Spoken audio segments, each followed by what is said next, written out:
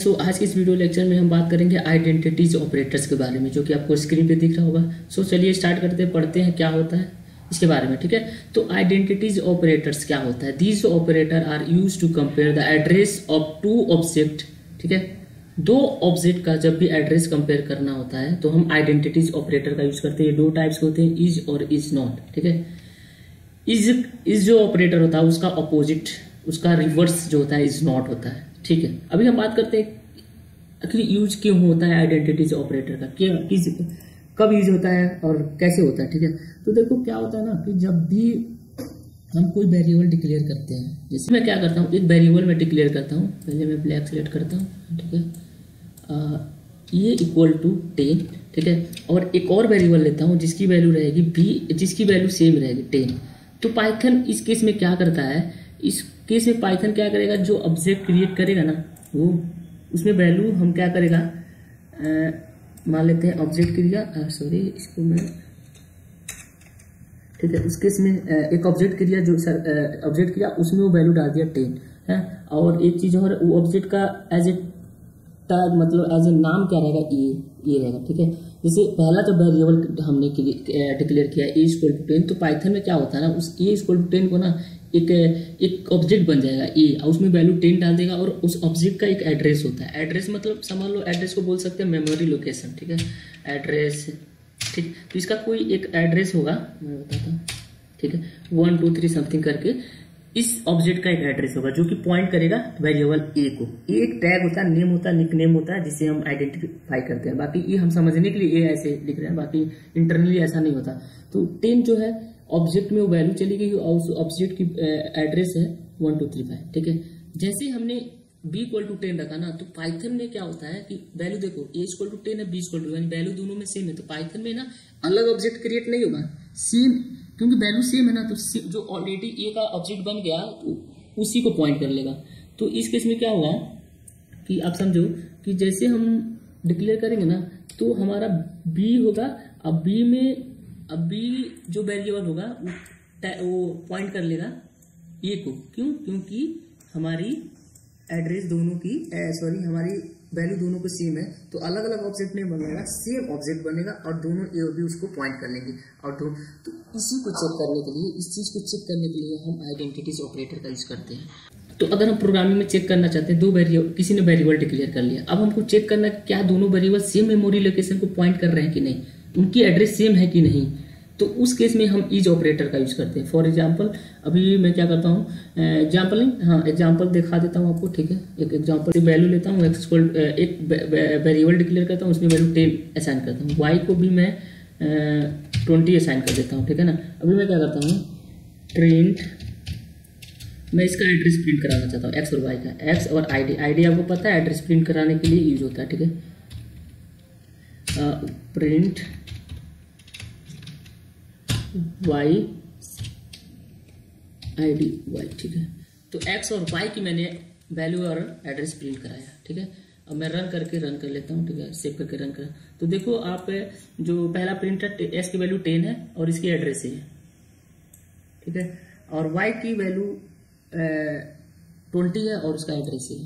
ठीक है, तो अब हमको चेक करना है ये चीज, चलो अब हमको चेक करना है क्या इन दोनों का एड्रेस सेम है, एड्रेस मतलब मेमोरी लोकेशन क्या इन दोनों का सेम है। ठीक है, उस केस में हम इज ऑपरेटर का यूज करते हैं। तो प्रिंट चेक करना, देखो is operator always return true और फॉल्स, दोनों जो आइडेंटिटीज ऑपरेटर है वो ट्रू फॉल्स ही रिटर्न करते हैं। ठीक है, तो अभी मैं चेक करना हमको एक्स इज वाई, तो मैं यहाँ लिख देता हूँ कंपेयर, ऐसे आप याद रखो कंपेयर एड्रेस। ठीक है, जब भी हमको एड्रेस को चेक करना है कि दोनों वैल्यू का एड्रेस क्या सेम है कि नहीं, तो हम इज ऑपरेटर का यूज करते हैं। ठीक है, एड्रेस कंपेयर करने का मतलब क्या कि क्या दोनों वेरिएबल सेम मेमोरी लोकेशन को पॉइंट कर रहे हैं कि नहीं। ठीक है, तो हम इज ऑपरेटर का यूज करते हैं कंपेयर एड्रेसेस। ठीक है, आप समझ लेना। अभी मैं रन करता हूँ और देखते हैं, तो देखो फॉल्स है। क्यों फॉल्स है? देखो भाई ऐसे तो मैंने एड्रेस प्रिंट करा के देखा, तो देखो एड्रेस दोनों का सेम नहीं है, तो जाहिर सी बात है फॉल्स आएगी। अगर ये दोनों का सेम होता है ना, तो ट्रू रिटर्न करता है। ठीक है, मतलब is operator returns true if the both addresses are same.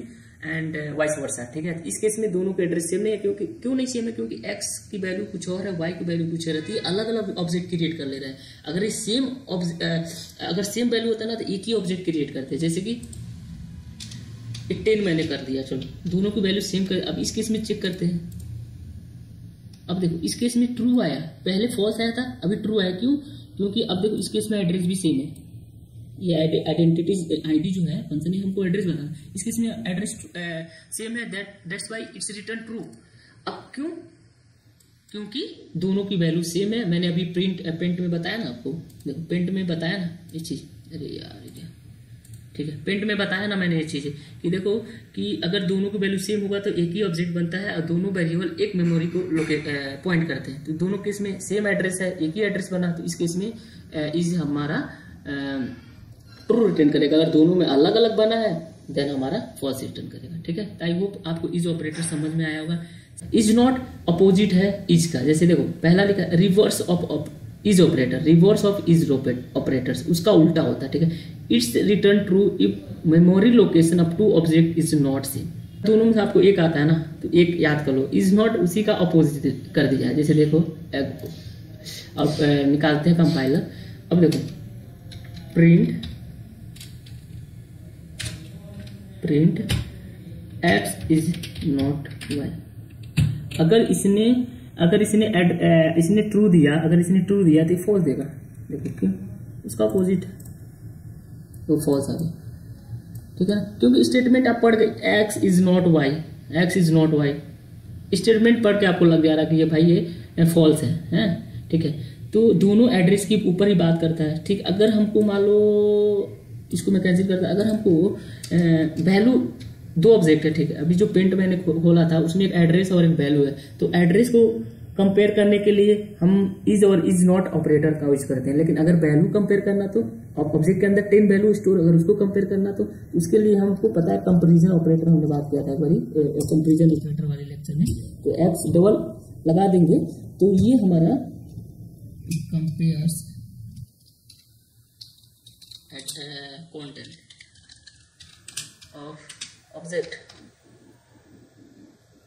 ठीक है ऑब्जेक्ट। तो अब इसको चेक कर लेते हैं। अभी तो x और y दोनों सेम है ना, देखो 10 दोनों सेम है, तो इस केस में हमको ट्रू आएगा। देखो ट्रू आया, ठीक है, ट्रू आया। तो आई होप इज और इज नॉट और डबल इक्वल टू का मतलब आपको समझ में आएगा कैसे हम कर रहे हैं, ठीक है। चलो ले लेते हैं। मैंने x इक्वल टू एक लिस्ट मैं ले लेता हूँ, जब भी इसके बारे में बात नहीं किया हमने, लेकिन फिर भी फॉर समझने के लिए हम ले लेते हैं 30 40 50, ठीक है। और इसी को मैं कॉपी कर देता हूँ, कॉपी और पेस्ट, और मैं इसकी वैल्यू y रख देता हूँ। और चलो वैल्यू दोनों का सेम ही रखते हैं। तो फिलहाल मैं क्या करता हूँ, इसको कॉपी करके इसका भी एड्रेस प्रिंट करा लेते हैं पहले, एंड देन सेव कर लेते हैं, ठीक है। आपको फाइंड करना है x और y क्या सेम मेमोरी लोकेशन को पॉइंट कर रहे हैं कि नहीं, और अनदर वे भी बोल सकते हैं क्या इन दोनों का सेम ऑब्जेक्ट है कि नहीं, सेम एड्रेस है कि नहीं, ठीक है। पे प्रिंट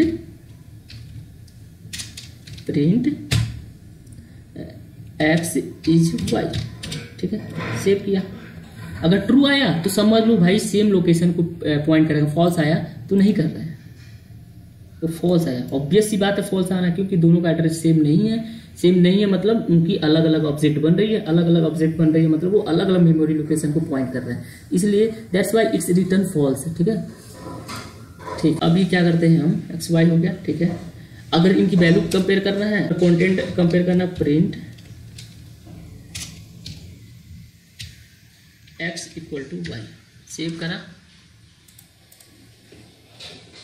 ट्रू कंटेंट, क्योंकि दोनों का सेम है 10 20 30 20, एड्रेस डिफरेंस है बट कंटेंट सेम है, इसलिए जब भी हमको एड्रेस कंपेयर करना है तो हम आइडेंटिटीज ऑपरेटर का यूज करेंगे, कंटेंट कंपेयर करना है तो कंपैरिजन ऑपरेटर का यूज करेंगे, ठीक है। आई होप आपको समझ होगा। इज का जो अपोजिट होता है इज नॉट होता है, ठीक है। अब इसी में देख लेते हैं, प्रिंट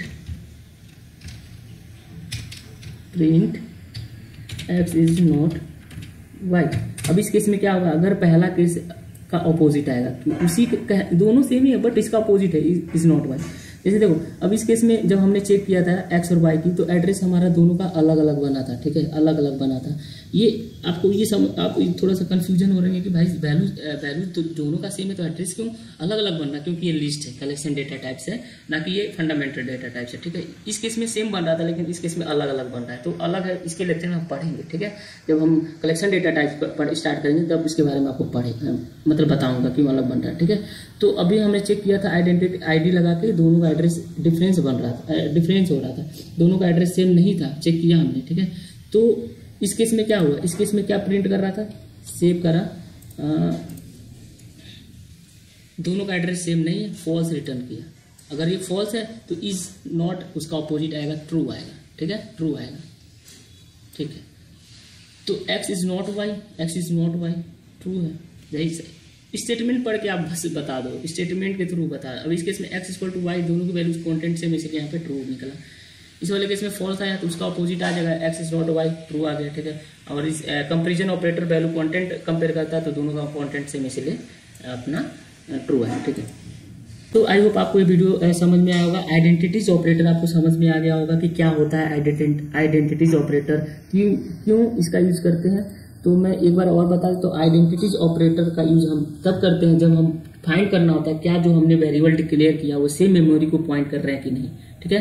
तो इस ऑपरेटर में क्या होता है, अगर सेम मेमोरी लोकेशन को पॉइंट कर रहे हैं मतलब सेम एड्रेस है तो ट्रू होगा, अगर नहीं करते हैं तो फॉल्स आएगा। और इज नॉट है, इज का अपोजिट है, ठीक है। अगर जो चीज आप इज में समझ रहे हो सेम चीज आप इज नॉट में समझो, बस इज का अपोजिट समझ लो, ठीक है।